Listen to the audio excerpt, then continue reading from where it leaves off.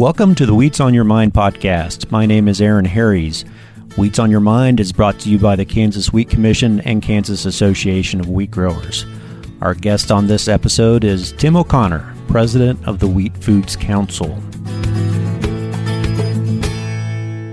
The Wheat Foods Council is an industry-wide partnership dedicated to increasing domestic wheat foods consumption through nutrition, information, research, education, and promotional programs.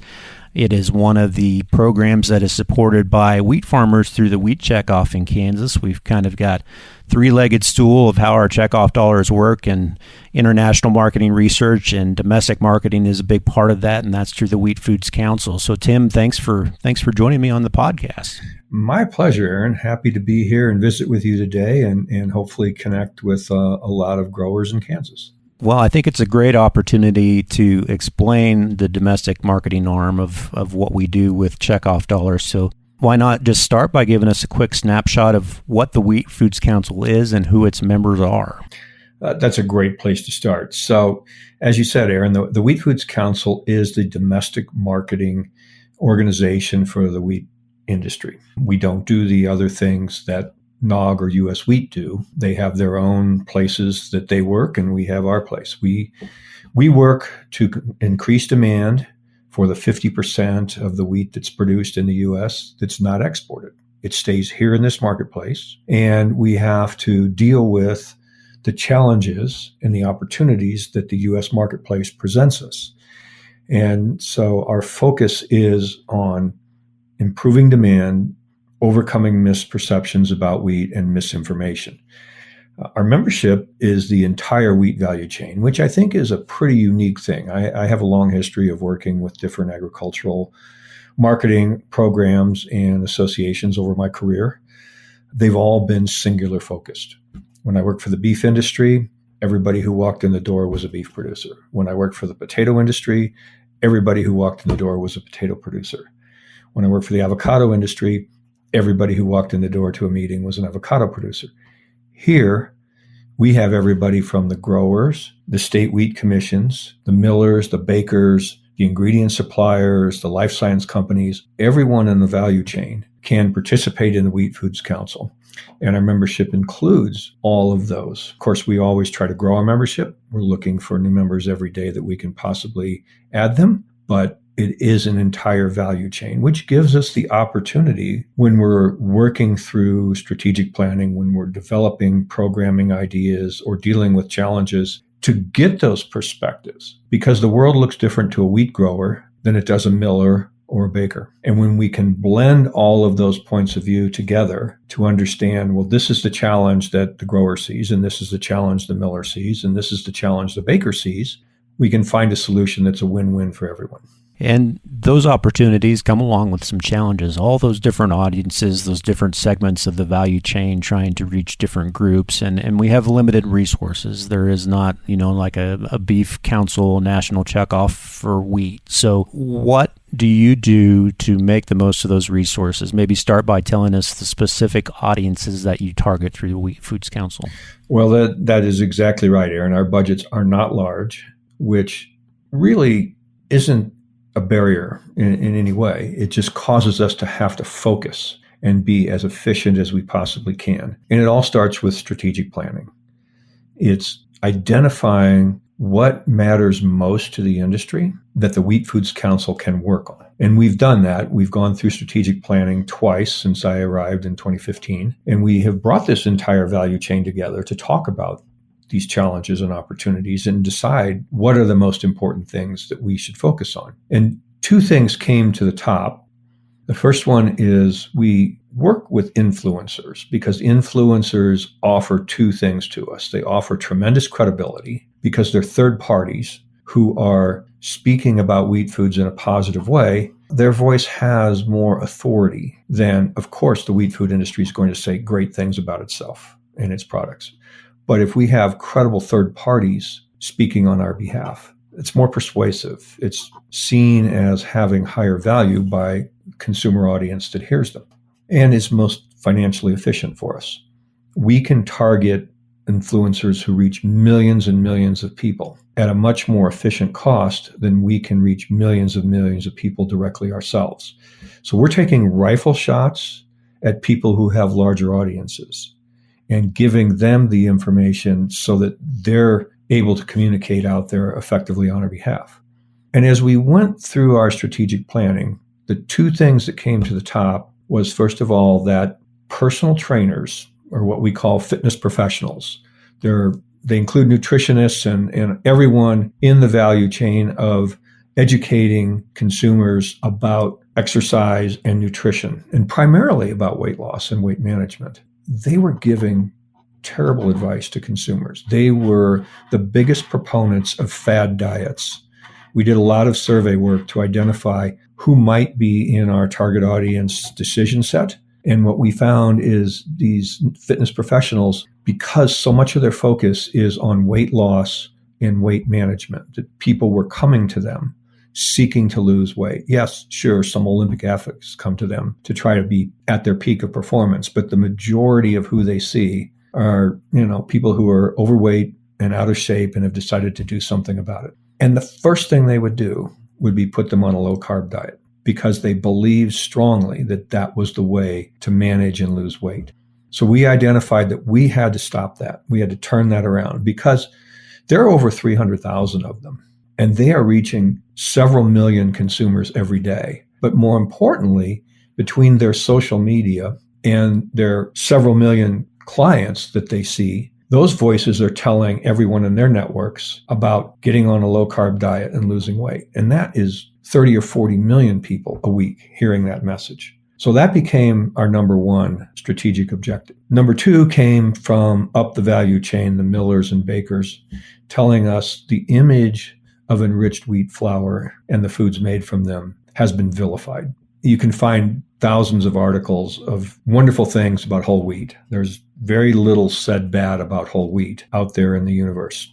But once you start looking for enriched wheat foods, enriched wheat flour, it starts to get pretty negative very fast. And what we were told directly and clearly is it's going to be an uphill battle. But if you really want to add value and tackle the problems that matter most to the industry, improving the image of enriched wheat foods is right at the top of the list because it's 90 or 95% of what the industry produces. The wheat that's grown by the growers, 95% of it is turned into enriched wheat food products. So we took on those two as our top tier strategies and have focused most of our resources on advancing those two strategies. Let's start with the second one first, the enriched wheat flour. So we're talking about, essentially all-purpose flour, white bread products that have been enriched with vitamins, folic acid. So what are some of the specific strategies within that area that you can pursue? That's, like you said, that's a pretty steep hill to get over all the negative information about that. It is. And so we spent some time, again, looking for who are influencers that are dealing with enriched wheat foods or in a position to say positive things about them.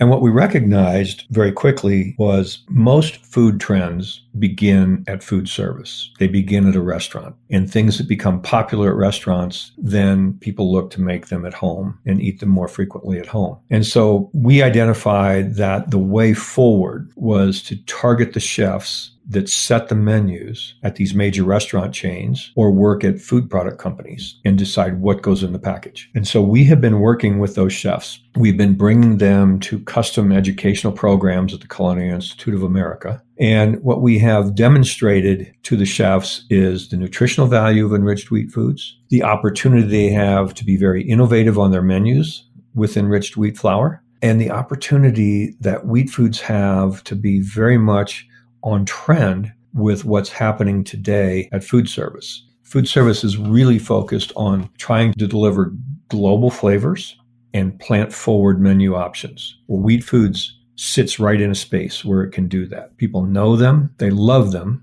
they can be very innovative with how they're presented. They don't have to be stuck in a we've always done it this way mode. And so we bring these chefs in and we show them. Here are ideas from the Culinary Institute of America on how you can add global flavors, how you can bring a plant-forward option or multiple options in your menu using wheat foods that people know, love, and enjoy. And we've had tremendous success in getting high-volume restaurant chains, high-volume food manufacturers coming to our events and coming home with a whole different perspective about how to use wheat foods. I think it's important, again, on that multiplier effect to emphasize that these aren't like Michelin 3-star restaurant chefs. These are chefs who work for Wendy's or Chick-fil-A and have very large audiences, right? They feed millions and millions of people every day. And also they're chefs that are setting the menus at what we call institutional theaters, which are college campuses, corporate campuses, sport venues, where people come every day and they eat what's on the menu. And again, millions and millions of people, and particularly universities are a target of us. And we've had quite a few of them because they're not only feeding the consumers of tomorrow, but they're helping shape the minds of consumers tomorrow. And as we know, college students are pretty impressionable and they jump on trends pretty quickly. And we want them to see wheat foods as part of something that they want to consume, something that they value, rather than buy into many of the trends that have vilified wheat foods. All right, let's go back to that group of fitness professionals, 300,000 of them, I think you said, exercise and nutrition, and it's bigger than a personal trainer, which some people might think is a one-on-one thing. It's so much different than that.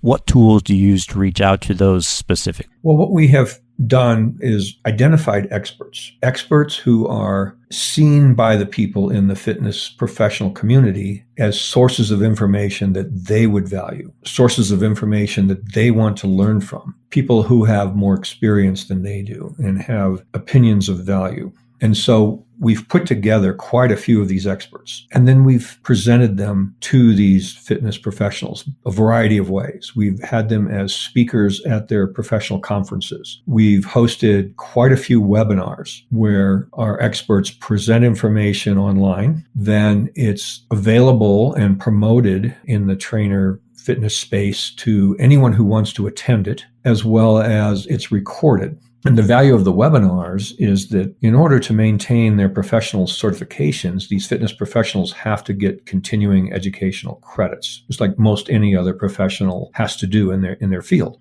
Well, our webinars are certified by their professional organizations as content that offers continuing education credits.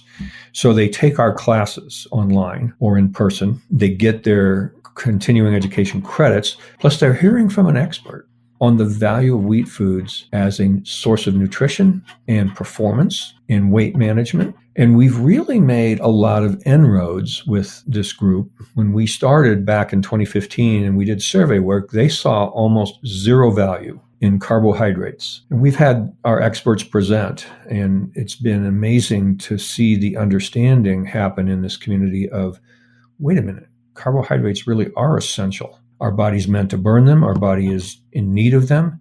And for peak athletic performance, carbohydrates are really important. We also use social media. Social media is a place where these fitness professionals both get information and where they put information out. And a bunch of them have millions of followers online. And we want them putting out accurate and useful information rather than promoting fad diets. So we feature a lot of content on our social media that they consume and that we're offering to them, pick this up and use it. This is for you to use. And we've had tremendous success with the fitness professionals seeing our content, engaging with it, and using it. So we're using all those different prongs to communicate with them through their trainer and other fitness associations. We feature our content in their newsletters. We feature our webinars to their audiences. We're reaching all of those 300,000 plus folks in various ways, multiple times, and they're consuming our experts' nutritional information and responding to it very positively. Tim, you've been in this industry for quite a while. I kind of would like your opinion on social media. I mean, obviously it's been a game changer. How powerful is it, both good and bad?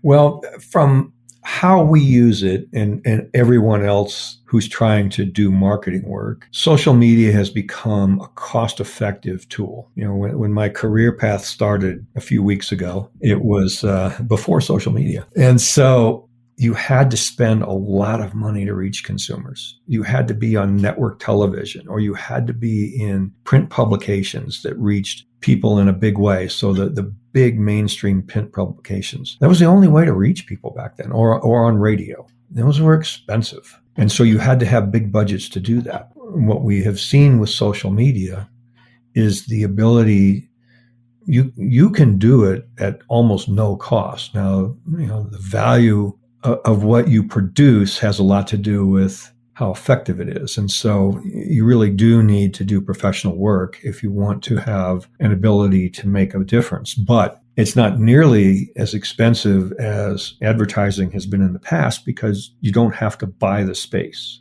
You just create a social media profile and you can post anything essentially that you want. So it's been very effective for us. We do work with a very good professional advertising agency that does a lot of food work. I've worked with this agency in the past in my career path. Like them a lot. They know how to market food. They create some really good stuff for us very cost effectively. But I'm going to flip it over, as you said, Aaron. The downside of social media is you can post anything you want. And what we see in social media today is people just make stuff up and post it. And there's no good way, unfortunately, to filter that. And so there are a lot of pieces of misinformation that circulate on social media about every topic, whether it's negative things about the wheat industry that aren't true, whether it's political information, what's happening in the world. There's a lot of stuff that just isn't actually true that gets promoted around on social media, and people see it and believe it and further promote it themselves, and it gets out of control. And it's an unfortunate byproduct of social media that, I could spend a lot of time talking about it, as it's just crazy how it's influenced things in the world today, and it's probably not going to get better. And you don't have the resources to respond to every bit of misinformation, but what you can do is base your information on sound science. So give us an example of some of the research that the Wheat Foods Council has funded, or some of the specific research areas that are important to focus on. Well, one of the things that we do is when we engage our experts, they bring the work they've done with them. So as we find experts, they bring a body of their own research that they've done. And we promote that highly because it's really good nutrition science work. And because they're coming from the fitness and weight loss space, their work is about those topics. What does your body need to have its ability to perform at a high level? What does your body need to lose weight and to maintain weight loss? So we have a nice body of experts and their work.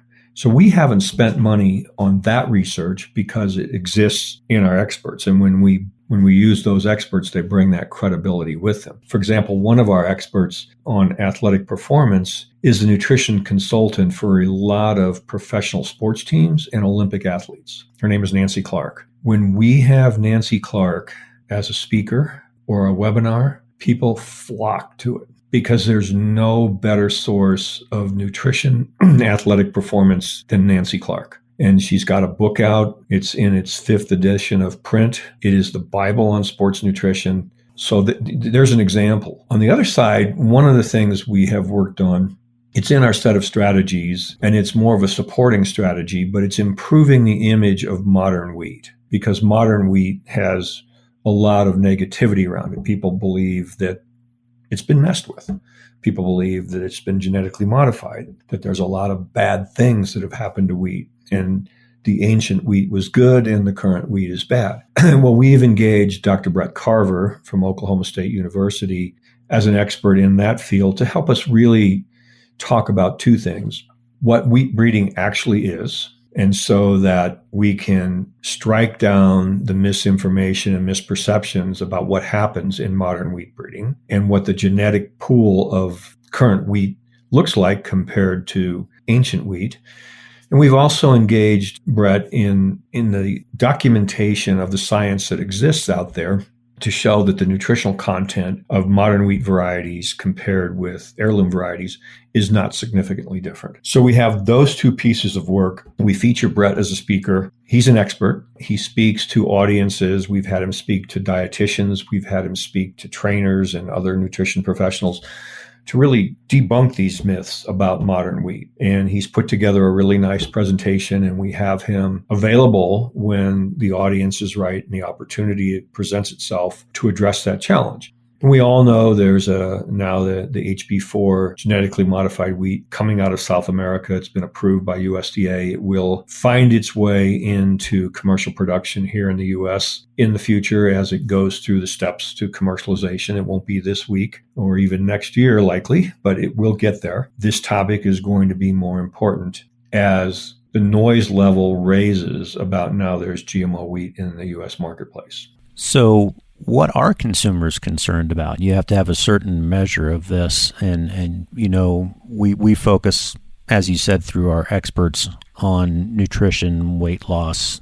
But what are consumers concerned about beyond just those things? Well, consumers are always concerned, about feeding their families and feeding themselves diets that are healthy and nutritious. We tend to use moms as a pretty good proxy, and then Gen Z as a young adult set that are really shaping trends going forward. And most food marketers are very focused on those two audiences as well. They don't spend a lot of their day poring over scientific information. They want things to be pretty simple and straightforward. Is this good for me and my family? Is it not good for me and my family? Do I want to serve this and eat this myself and feed it to my kids? Or is it something I want to stay away from? It's a pretty simple test. And it gets challenging because the more scientific the dialogue has to be, the more tuned out that audience gets. Yeah, that is interesting. Well, let's talk about trends for a little bit. There's a little irony in the wheat industry right now in that the wheat protein market is exploding. You've got plant-based meats, protein bars, things like that. And we all know that wheat protein is the same as wheat gluten. And so how have those trends evolved, specifically, effects of the gluten-free diet, wheat belly book? How do those things look? Well, I think we've crossed over the peak of those fad diets. I mean, my career goes back over 25 years in food marketing, and fad diets are the most disruptive thing I've seen at every place I've been in my career path. When I was in the beef industry, low cholesterol and low fat diets were disruptive. When I was in the potato industry, the low carb diets hit in 2004, the Atkins diet. All of those things were very disruptive because the media becomes enamored with them when they first come out. And the coverage that the media gives these fad diets is significantly large. And so for a period of time, consumers can see it everywhere they look. There's this new diet, and it is going to change the way you feel, change the way you look, make everything wonderful, and make you the sexiest person that you've ever seen. And it just never works that way. And what happens with fad diets, you can draw a bell-shaped curve for every one of them. They run up to a peak frenzy of this is the greatest thing that you've ever seen. It will solve all these problems, to the realization that, wait a minute, it actually didn't fix any of these problems to follow this fad diet. And then the media piles on with, well, this fad diet was no good. You can find it. If you go back and search, you can see all of this about every one of these fad diets. It didn't work. Science came out and showed it to be different. When we went through the low or no cholesterol diet phase, on the backside, the scientific research proved, wait a minute, you actually do need cholesterol. You can't just remove it from your diet and live a healthy lifestyle. Your body needs it. So all of these things happen with fad diets, and then that backside of that bell curve just drops right off when the media debunks it and says, all right, this didn't work. And then they just pick the next one up and run with it again. And social media has amplified that even more so, because you get it in the traditional media, you get it in social media, you get it in all the online media that didn't used to exist. So the fad diets get all of this promotion. And we saw that with the gluten-free diet, but we're well past the bell curve peak. It's down to, there are people out there still following it. There are people who believe that they should avoid gluten. There are people who have incompatibility with gluten problems. And so they need to eat differently. There are people with celiac disease who simply can't eat it without having really negative reactions. And so, yes, there is a residual group of people who are seeking to avoid gluten, but the majority of consumers are sort of past that. And I think what we see now is, that COVID changed the way people eat. When COVID hit and people were baking at home, there wasn't enough flour available to load everybody's pantry.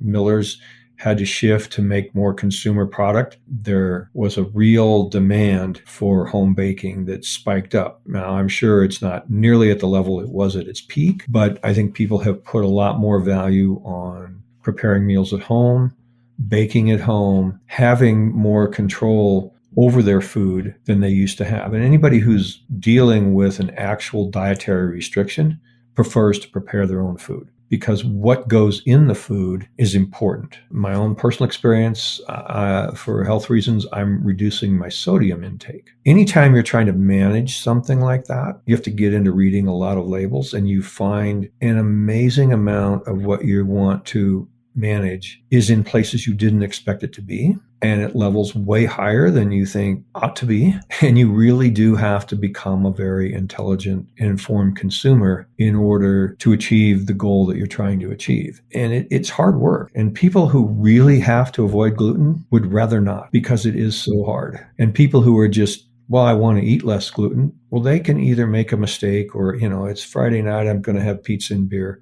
And it really doesn't matter. The gluten isn't going to hurt them. But if you have to avoid it, it is a lifelong challenge. Well, Tim, how do we measure success in this industry? The whole value chain.